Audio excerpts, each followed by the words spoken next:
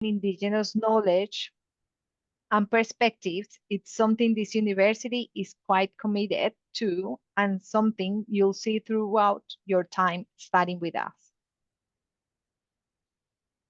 In this webinar, we will cover why undertake postgraduate studies in healthcare in remote and extreme environments, the course options, what will study look like, partner scholarships, how to apply, and Q&A. If you have any questions related to what we are talking about, please feel free to ask any questions using the Q&A button at the bottom of your screen. We will try to answer them while we're doing the presentation, or we will leave a little bit of time at the end so we can answer all the questions that you write down. Enter your questions using that button and we will try our best to get back to you. So today we have Dr. Benton Sistermans. He is the course coordinator and expedition medic, ski field trauma specialist, and an Olympic winter team doctor. Benton, I'll pass that to you. All right. Good evening, guys. Thanks for joining us tonight. It's always good to talk about all things healthcare in remote and extreme environments. I've been with the HREE program since its inauguration back in 2017, as part of the initial staff, and I've come into the role of course coordinator at the start of this year. Clinically, I'm a rural generalist. I'm a FACRM. I'm based in the ski fields of New South Wales, where I work at Thredbo and Perisher. I've had time with the Australian Antarctic Division down in Antarctica at a couple of different stations and on board the ship. I've spent time with the Himalayan Rescue Association in Ferrochet at 4,500 metres and at Everest ER. I've spent time with the Australian Army, and that's where I initially cut my teeth in expedition medicine. And I've also led a number of expeditions all around the world with various different companies, but I'm currently working for Climbing the Seven Summits, and I'll be leading a couple of trips up Kilimanjaro later this year. So I'm super excited to be getting back out there. I also work with the Olympic Winter Institute of Australia. I went to the Beijing Games, and there's a photo in the middle of that. I was just down in Melbourne a fortnight ago at the orientation for the Milano Cortina Games, which is coming up in February 2026. So super excited to get back out there and get involved with that. It's an awesome sphere of medicine to be practicing in, and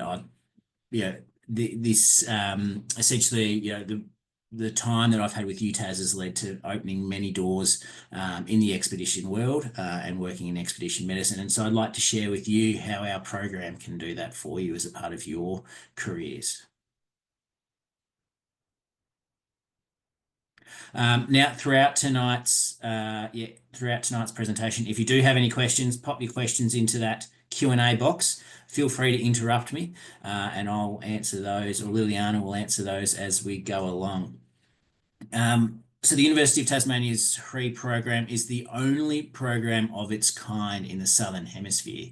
And the big news coming out from last week is that we have been approved to relaunch the grad dip and the masters from I believe next year. The beauty of being down in Tasmania and being located in Tasmania is we're able to leverage the World Heritage wilderness that is Tassie and run our courses out within it. It's also the gateway to the Antarctic from Australia. It's where the AAD and CARM, the Centre of Antarctic Rural and Remote Medicine, is based, and it's also where a lot of the space science happens in Australia. I will go over our teaching team later, but we have a world-class group of experts, doctors, paramedics, nurses, IFMGA guides, outdoor educators that are involved in our program. And having been involved with several different outdoor educators or expedition medicine educators, I firmly believe that we have put together a fantastic group of faculty to help teach you. Next slide. So what is an extreme environment? This is a definition that's come from Sunny's group. Sunny was our previous course coordinator. His group, the Academy of Extreme Environment Medicine. An extreme environment is characterized by an environment devoid of infrastructure such as a lack of hospitals, roads, transportation, and food sources, with extended care and field and long evacuation required, and conditions beyond the optimal range for the survival of humans. These can include long distances, extreme cold, extreme heat, high radiation, low partial pressure of oxygen, high pressure or saturating salt concentrations. But teaching and being involved and working in healthcare in an extreme environment stretches far beyond just the extreme environments itself. For example, last week, or rather the week before, I was contacted by 3 separate people in regards to an Australian who had suffered from frostbite whilst climbing Mount Makalu, which is an 8,500 metre peak in Nepal. They were aware of my expertise in this area and my previous experience at Everest. And this particular gentleman had suffered grade 3 frostbite of his feet. My involvement basically involved right from the time that he was at Camp 4 to getting him down to base camp, getting him evacuated to Kathmandu, selecting the doctor or the hospital and the doctor himself that managed him, and then coordinating his care on return to Australia. Now, on the weekend, I was up at the Blue Mountains, working as one of the doctors for the Ultra Trail Australia race, where we had 8,000 trail runners competing between 22 and 160 kilometres in some fairly snotty weather, to be honest. And I had the opportunity to actually go and review this patient with the frostbite from Makalu in person and continue to coordinate his care. At the same time last week, I was also having telehealth consults with a number of climbers that are currently on Everest. So I was speaking to someone located at 7,500 meters at Camp 3, talking him through his symptoms that he was experiencing at that altitude, and then giving him the advice that allowed him to successfully go on to successfully climb Everest. So this is certainly a part of what the workplace involves, even though I'm currently sitting here in my general practice in Jindabyne. So it is so much more than just being the doctor out there on an expedition. It's all of these things that you can see on this slide. And certainly at various times in my career as an expedition doctor, an expedition medic, I've been involved in all of these things. For instance, procurement down there at the bottom. I helped to get the medications together for the UTA race on the weekend. Although I didn't plan the coverage for it, I turned up and provided that coverage. We do have a nurse involved with that company that provides the admin and logistics. Prepares the coverage plan, and then we work together to cover all of these things. So I think this slide is fantastic. It's showing all the different components. So if you are interested in this field, it doesn't mean that you have to be the guy that's out or the girl that's out there on the ground providing the face-to-face coverage. There are so many other ways that you can get involved with HREE. Next slide, please. So why study with us? Look, I firmly believe that this course equips you with the essential knowledge and skills to help navigate and succeed in the toughest environments. Oh, got a question. Paramedic from PNG. Yeah, cool. I will touch on that later on. Glenn, thank you very much for the question. But yeah, Glenn's asking, does this course cover humanitarian medicine, and does the course cover working in high security environments? That fantastic question. We do cover a little bit more of that going in, and I'll answer that in more depth later. And so as I was mentioning, learn from experts in the field. There's only one other program in the world, and that's the University of Exeter, which in the UK, which partners with WEM, World Extreme Medicine, private company that's been providing education in this sphere for over a decade now. I actually did one of their courses myself in 2015 when I was living in Dublin. Jumped on the ferry and went across to Wales. Fantastic course, but it was very much death by PowerPoint. Definitely an excellent course, but that's on the other side of the world, and we're down here in Australia. We also have the benefit of having CSP places, so getting it on HEX, which is great. It allows you to develop core skills in research analysis, project management, especially if you go on to do the masters. We do have a research stream and we do have a capstone stream that allows workplace placements in expedition fields or extreme environment fields. And then it allows you risk management, and that's a key part of all of our units is risk management. Your teamwork skills, working with like-minded individuals from across a range of specialties, so not just medical, nursing, paramedic, but also looking at your guides, looking at your subject matter experts who are have been living and thriving in these environments. The program, there is the capacity to do it entirely online, but we do have a number of elective units with workshops or fieldwork components, which do involve travelling down to Tasmania. And some of those units, I highly recommend attending. There's some fantastic programs, and you really get the opportunity to learn best when you're down there and ensconced in the environment in Tasmania. Next slide, please.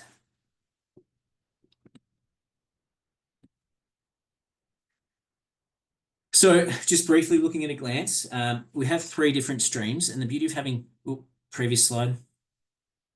The beauty of having 3 different streams is you can enter at any of those. So that's the grad cert, the grad dip, and the masters, and then you're able to exit at any. So if you want to just dip your toe in the water and do the grad cert, and then you decide that actually you like the program, you like the teaching, and you want to go on, then you are able to extend that into the grad dip and then the masters. But if you equally you think you want to do the masters, but then life gets in the way, and we know that life happens. Whether it's children that come along or overseas job or marriage or something along those lines that gets in the way, you're equally able to exit with a grad cert, provided that you've met the requirements for the grad cert. So you have the program is super flexible in terms of entering at any level and exiting at any level. And the beauty is that now all 3 CSP places are offered. So it helps with the cost side of things as well. So we'll go into each of the units in a little bit more in depth shortly. We also have our expedition medicine 8-day intensive, which I will talk about, humans in space 4-day workshop. We do have on the cards extreme sports medicine workshop, which is currently suspended at the moment. We're aiming at getting that back up and running for next year. And same with the medical care offshore and inland waters. It's an 8-day intensive that's spent on the waters down in the Derwent in Tassie. Next slide, please.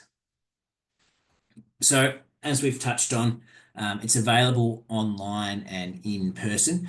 So there are definitely components of it. So both of our core units, which we'll talk about shortly, are entirely online. And then our electives are in person, but we also have some electives that are online as well. This enables us to deliver a mix of content, both in person and then online, with interactive workshops, lectures. It allows you to study at various different times. We have a summer unit as well, which just allows the flexibility. And the beauty of our program as well is that for the core HREE units, basically at the start of semester, everything is available to you. So all of the weekly modules are available to you so that you're able to fit it around everything that's going on in your life. For example, a couple of years ago, we had a student who was doing the CAM 619 unit, when we'll talk about that a bit more later, which is available in semester 1. As those of you who are in the know will know that April, May is the time for climbing Everest, with May 10 being the most successful day in history for summiting Everest. So he enrolled in the unit, studied all he needed to study about high altitude medicine and cold environments, and then he went on, did all his assignments, had them all in, took off to Nepal and went and climbed Everest successfully within the same unit. So our program does allow the flexibility to build it around your life and around your expeditions and around workplace requirements and all those sorts of things. Interdisciplinary units, we have a range of electives from across the College of Health and Medicine. And so as part of our recent review, we've increased our subjects from population health, a leadership program, and brought a few of those into our program just to increase the amount of flexibility so that you can design a program that really suits your interests. Commonwealth supported places are available, and we do have intakes for semester 1 and semester 2, and should say spring school extended as well. So the grad cert basically involves doing the 2 core units, which is CAM 619 Medicine in Extreme Environments, which is available fully online. We do have a Zoom program that is a part of that, where we get subject matter experts from the various fields. And so within that unit itself, we look at the various extreme environments that you can work in. So cold, high altitude, hot, desert, jungle. We do touch on obviously marine, under the water. We do touch on tactical environments and humanitarian aid medicine as a part of that unit as well. And we basically go through each of those units on a week by week, or each of those areas week by week, and then have assignments that reflect that. We have 3 short assignments, which are 500-word assignments, which are fairly easy to get back in. And then we have 2 major assignments that look at various aspects of those environments. I think the final assignment is phenomenal in that it allows you to plan the medical coverage for something, but I won't ruin it. It's an excellent assignment. We then go on to do CAM 503 in semester 2, which is operational aspects of healthcare in remote and extreme environments. So it really looks at some of the logistics and the real nitty-gritty aspects of thriving and surviving in those environments, and a number of the different skills that we need to develop to work there and be successful there from all different spheres. So not just from a medical sphere, but nursing, paramedicine, and allied health as well. From there, you can choose 2 elective units, and I highly recommend that all of our students get down to Tassie for CAM 631 Expedition Medicine. It's where our program came from. It, as a standalone course, has been going for over 20 years now in various reincarnations. It's phenomenal. It's great. You get down there, there's just a group of 20 of you. We have 2 highly experienced doctors, paramedics, and nurses, and then we have 2 highly experienced outdoor guides. One of which is one of the very few handful IFMGA, so International Federation of Mountain Guides in French, guides that's actually based in Australia and lives in Australia. That is the highest tier of guide that you can actually be. And we're very privileged at the University of Tasmania to have him on our faculty. He's very inspiring, and no, there is not much about surviving and thriving and working in these environments that he doesn't know. We then also have our Humans in Space, which is a pioneering unit. We'll go into greater depth about that shortly. We then Advanced Clinical Reasoning in Practice, which is one of our units that we've borrowed from the paramedicine school, and it's really aimed at paramedics and nurses who are working more independently than they normally would and have a higher scope of practice than normally would in those in those specialties. Then we borrow a few other subjects from the pop health, so introduction to epi, introduction to public health, global health systems, systems thinking in public health, and then also from the leadership program, risk management and governance. From the psychology program, we've borrowed human, and this one's been in our program for a long time now, and it's taught by the psychologist, the Australian Antarctic Division, who provides all the psychological care. So she is ensconced in extreme environments, but again, she spends most of her time working from the comfort of Hobart whilst feeding into that extreme environment down in Antarctica. The human behaviour in extreme environments, it's fully online. It's a fantastic unit to do. I've done it myself. I learned a lot. Practical skills for remote health. That's a bit of an interesting unit. It allows you to basically go and develop the skills that you need to work in these extreme environments under your own steam, and then we accredit you. So the doctors that are working for the Antarctic Division get that accredited, but it involves basically going and doing a remote area X-ray course, doing some POCUS, so point of care ultrasound, dentistry, physiotherapy, and regional anesthesia. So it's excellent to do. All right, next slide.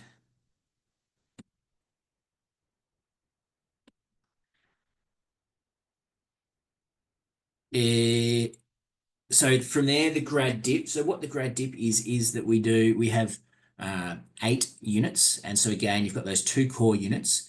And then you've got our core options unit 1. So you need to do 2 of those. And so that's the expedition medicine, the humans in space, advanced clinical reasoning in practice, the humans behaviour in extreme environments, or CAM 630, the practical skills. And then there's a range of other units from across the School of Medicine that are within the remit of healthcare in remote and extreme environments. So we need to do 4 of those other units. So if you wanted to do all of the core option units 1, you certainly can. You just need to get 8 units in total. We are in the process of developing a few more units of our own. So by the time you get enough to do the grad cert and you go onto these, there potentially will be a couple more units available.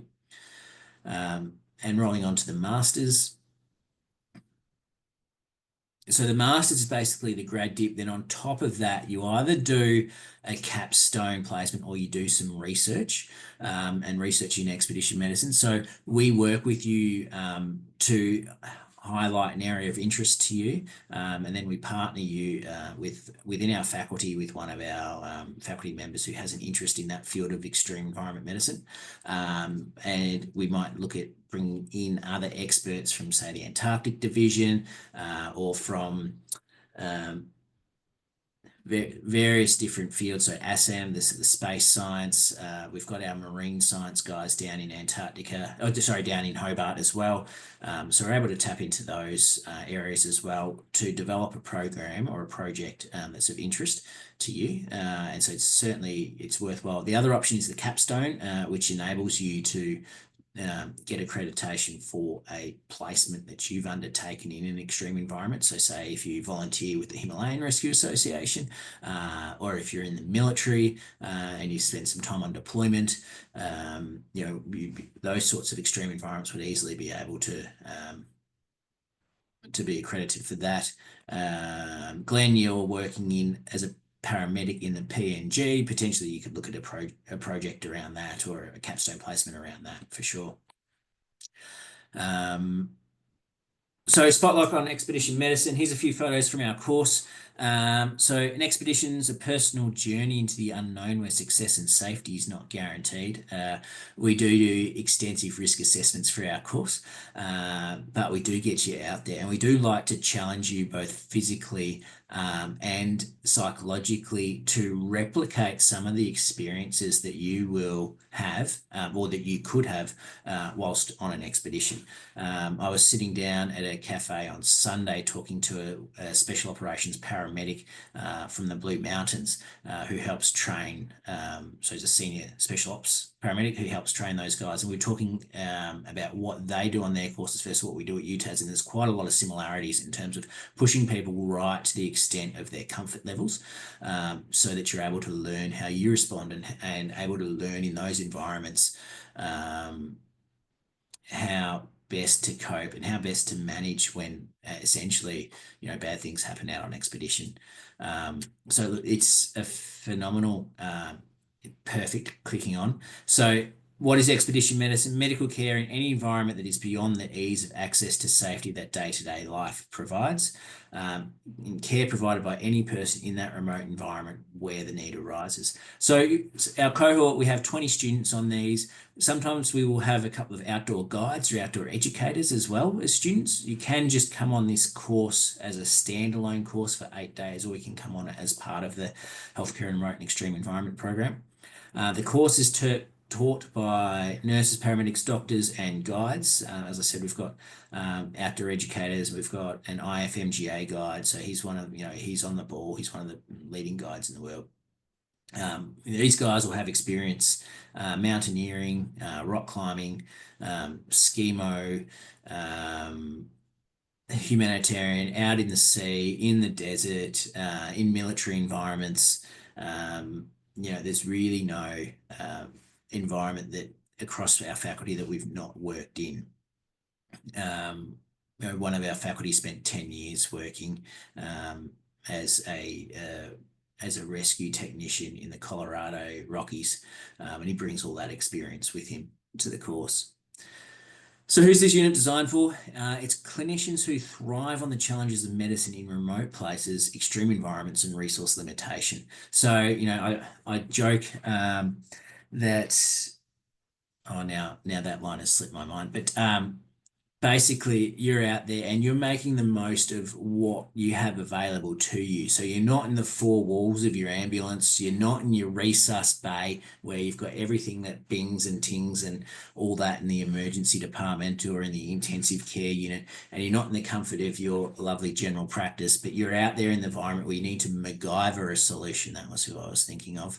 And we teach you how to do that. We teach you how to be comfortable in that environment, and not being able to push the button on the wall and 4 anaesthetists and 3 intensivists come running, or not being able to radio in immediately for the MICA paramedics to come and assist you, like some people will be used to. So we're utilising our skills that we already have in a hospital or general practice or ambulance or nursing environment, and then being able to utilise that in these extreme environments.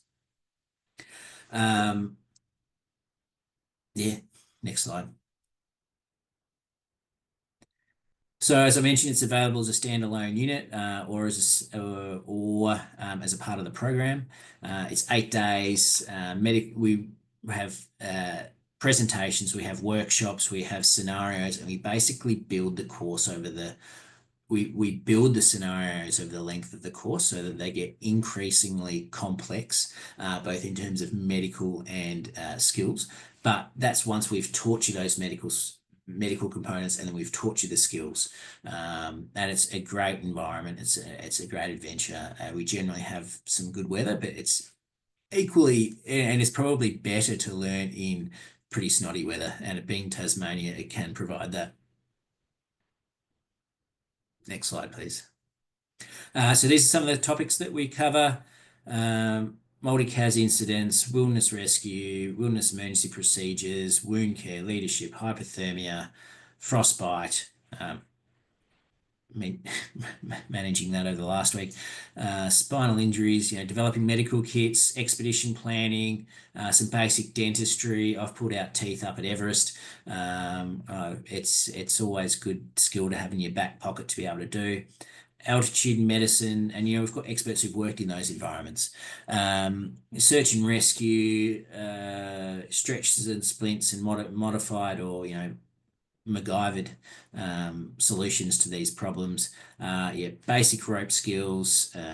We take you abseiling, climbing. She's going down. We also teach you how to go up those ropes. So it's a great week and highly recommended. Now, we also have our Humans in Space unit, which is one of the only units of its kind in Australia. It partners with ASAM, which is the Australasian Society of Aerospace Medicine. Next slide. They have a 4-day unit, 4-day workshop or program conference each year. And so you go along to this conference where you get to meet all of these astronauts and these people who've been to some really cool places and done some really cool things, and learn about that. And so within our lifetimes and within our careers as doctors, nurses, and paramedics, this is something that is going to, especially with the explosion of space tourism in the last, even since COVID, pop stars flying into outer space. We're going to see increased demand for this knowledge and an increased demand for people who've got this skill set to be able to have either go to space themselves, but then also have a role in terms of doing the risk assessments, assessing patients for their appropriate clients, I should say, because they're not patients, because there's nothing wrong with them at this point, assessing clients for their ability to travel to space. And so having an understanding of the pathophysiology, the forces that people's bodies will go through. This program covers all of that. And it's certainly, this is a really exciting sphere of medicine, and something that, we're proud to have at UTAS and to be able to offer to you all. Next slide.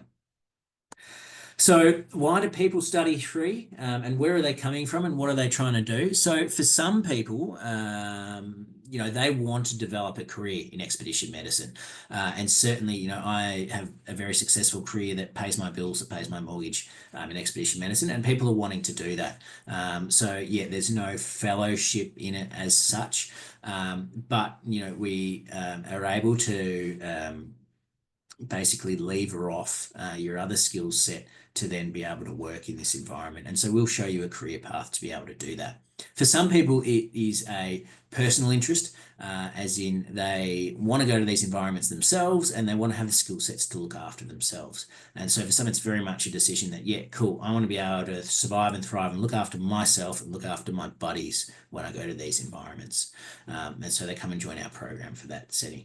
For that reason. For others, they're more interested in having a topside type approach. So they want to be the guy that when the shit hits the fan out on expeditions, that they get phoned, and then they're able to provide advice and be able to link them to appropriate care in the environment, as I was talking about with my patient with frostbite at Makalu and with my clients that are currently on Everest, playing that sort of a role. So there's various different reasons that people want to join.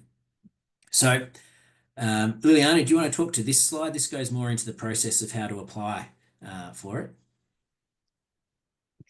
Yes, so you can apply online. You just need to go to our Utah's website. You need to provide information about your previous studies or work experience. Once you apply and if you are successful, you will receive an offer.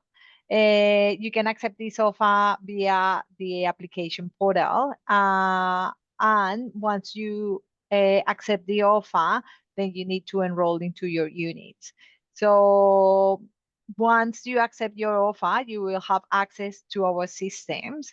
And then it's just like start to choose the units that you want to take if you're doing the certificate or the graduate diploma or the master. So yes, just need to go to utahs.edu.au/apply and start to fill your application. We're going to continue with meeting the team.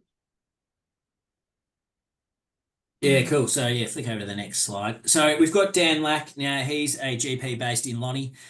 He works predominantly in urgent care, but interestingly, he, in a previous life before studying medicine, was a climate change scientist based at the University of Colorado in the US, where he was an experienced rescue leader and he led over 600 rescues in his 10 years there. He's also worked as a guide, a ship's doctor, and he's been covering all sorts of various expeditions and extreme sports. He's now the medical director for a company that leads trips to Kili. So Dan is a former student of our program. He came through and then he's moved from there. He's gone off and got his fellowship. He's developed this skill set and then he's come back to us and he's now one of our unit coordinators.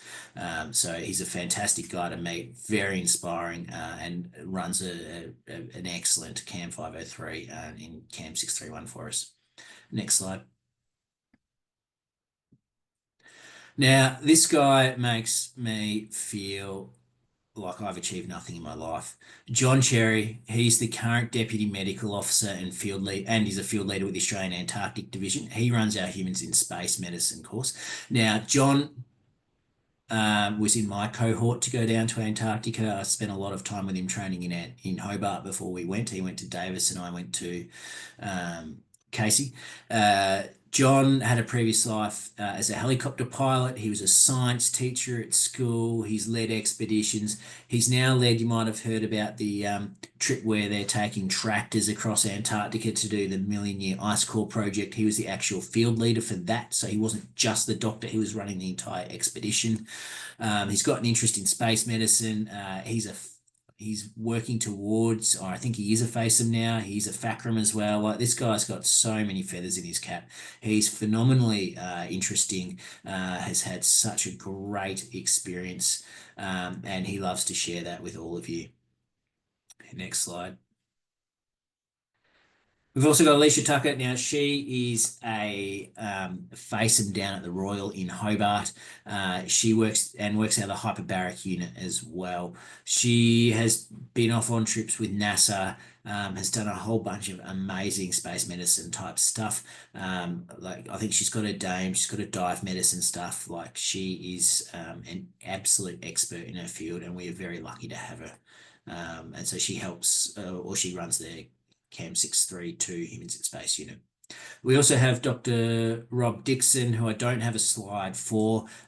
He was also in my cohort at the Antarctic Division. He's been down to Antarctica a few times. He has also been on that Million Year Ice Core project. He's done over winters down there at I think Mawson and Davis and Casey. He's spent a lot of time down there. He is also a Mad Keen trail runner, does a whole bunch of other stuff. He's currently doing working as a retrievalist out of Launceston as well. So he's based in Tassie too. He was ACRM Registrar of the Year, done a whole heap of cool things. We've had him up at Perisher last season just for a bit of fun. But yeah, he's a very well renowned and very well liked lecturer that we have in our program as well. All right, next slide. Cool. I think we're coming to the question time. So this is our classroom. You come on our expedition medicine course. This is where we like to run out. We get you outside as much as we can. We teach outside. It's fantastic. The wilderness is amazing. I get frustrated every time I'm locked in four doors and spend as much time as I can outside. And I like to share that love and passion with all things outdoors, all things expedition, all things remote environment with you. So I think we had one question so far. So that now's your time to pop questions into the Q&A. There's a couple of questions there. I'll talk to Glenn. So Glenn's asking, do we cover humanitarian medicine, and does the course cover working in high security environments? So yeah, humanitarian medicine, tactical medicine. I've been on both types of employments with the military. At the moment, we do not have specific units on humanitarian medicine. It is briefly covered in our extreme environments unit with a module on that covers both of those. However, we are looking at developing a unit in the future in this area, but it's just we're still a new program. We're still developing units and topics, so it's definitely on our what we would like to have as a part of our program moving forward. So once we get Waters course and ESM back up, then a humanitarian aid or humanitarian medicine or high security medicine type subject is definitely on the cards. So for those looking at joining our program in second semester or semester one next year, potentially by the time you get through the grad cert and into a diploma or master's, then those subjects and units will be available. So Gareth asks, what are the application deadlines for joining in 2026? Liliana, do you want to answer that question for me? I'm happy to answer that Ella? one actually. Yeah, perfect. Excellent. Thank you. Yeah, of course. So for 2026, we haven't confirmed our application dates. However, as a guide of this year, our semester one intakes will always be around February, the end of February. And then for semester two intake, it will be the 18th of July, around that time. In terms of the prerequisite, that might be a better question for you. Yeah. With the prerequisites, with our review, we've widened the program. So I'm not sure what your background is, Gareth, but traditionally it was our prerequisites were that you had to be a doctor, a paramedic, or a nurse. So you had to have graduated from those degrees. And then you needed to have 2 years of experience. So basically, in medicine, we talk about being PGY3, as in postgraduate year 3. However, as part of the review, and so I find that it's actually quite beneficial that you graduate from your primary healthcare degree, you get out there, you get your fingers dirty, you get some experience and some exposure, and so you develop an idea of what you are like as a nurse, doctor, or paramedic, and then you come and join our program, and then we help to shape you into being an expedition doctor or expedition medic.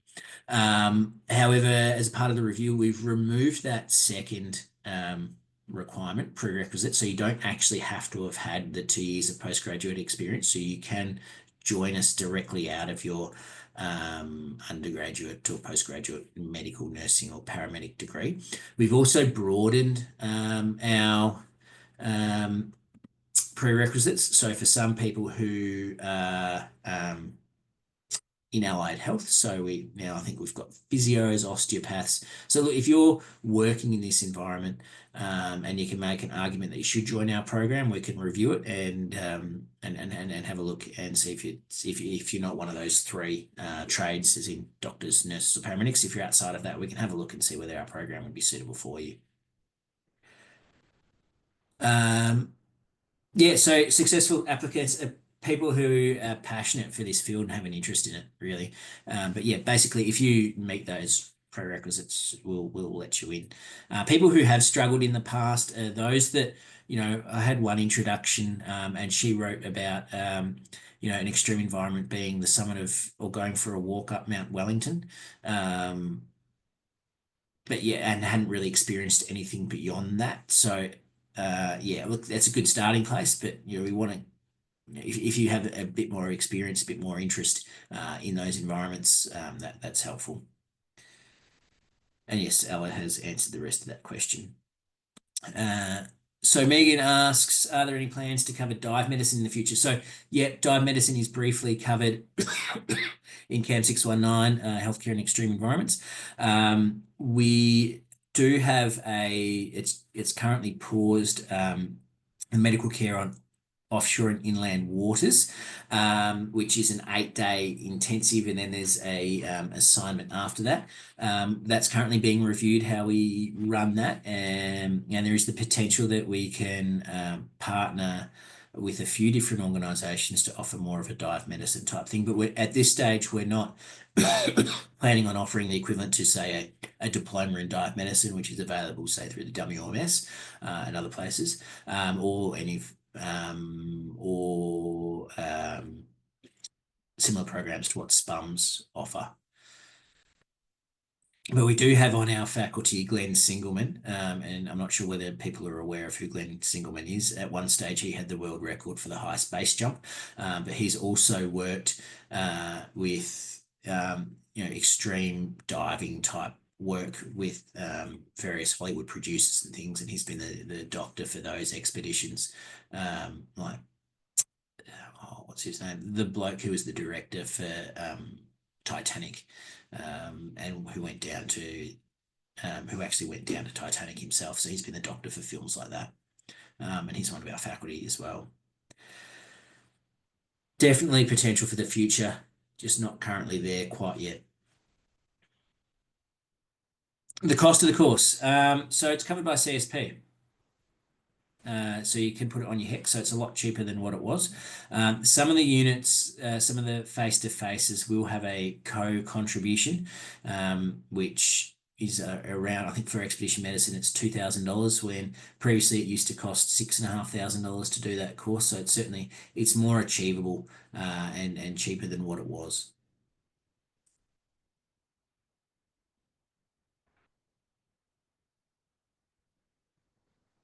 Yeah, so Arun, thanks for your question. Arun asks, what are some of the challenges that you see students struggle with when they start the program?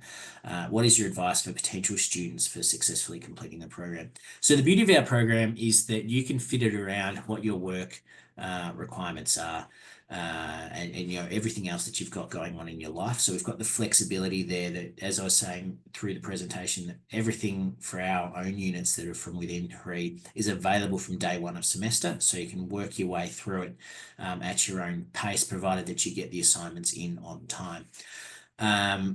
Where students struggle is that they might not talk to their unit coordinators if they've got something coming up.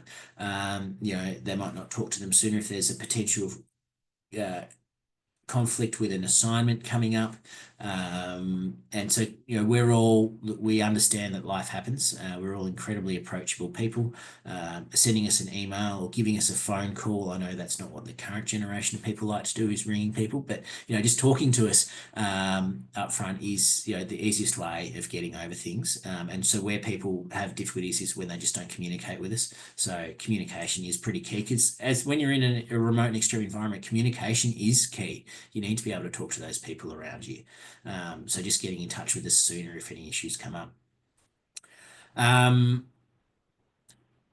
Advice for potential students successfully completing the program. Look, as with anything that's available as an online program, you have the capacity to take shortcuts.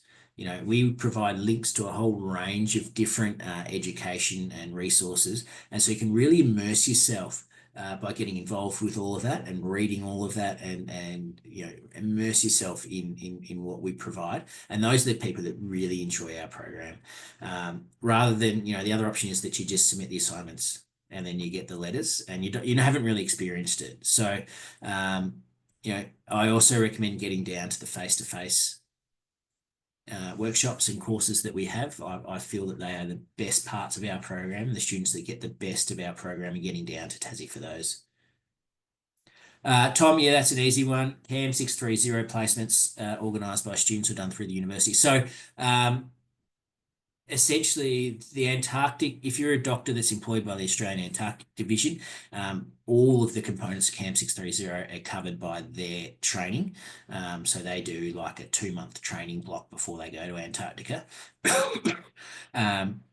So it's entirely covered by that. If you're not an Antarctic doctor, then you do need to go and organise things yourself. I'm the unit coordinator for CAM 630, so students who are interested in get in touch with me before the start of the semester. I then point them in the right direction, give them a few tips, provide them with some information about our third-party education providers who cover some of the things. Tasmania, University of Tasmania does cover a couple of the programs, so there is some dental stuff that you can do through UTAS.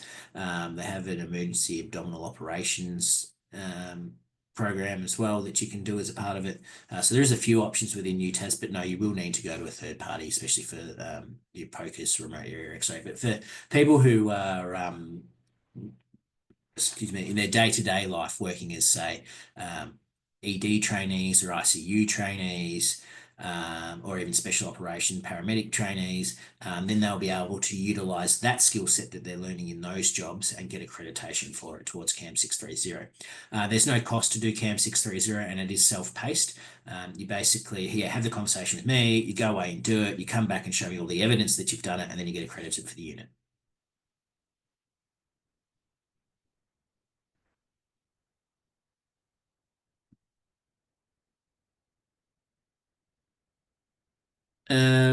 Any other questions at all, guys?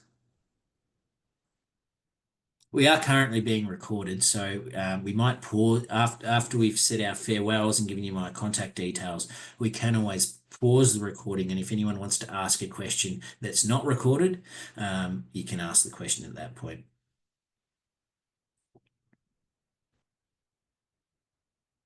Well, we will just before we end the recording, just going to say thank you to Dr. Brenton, and it was super interesting. If you have any questions or if you need anything, you can contact us as well. You can use future.students@utas.edu.au and just send us a message, and we will try our best to get back to you. We do have a HREE inquiries email address, so if you have questions that you can send directly through to that, and that'll be answered by either myself or one of our admin staff. And that email address is HREE, so HREE.inquiries@utas.edu.au. So here I'll just chuck it into the. There it is. No, HREE, not here. Sorry, sorry, Ella. HREE.inquiries.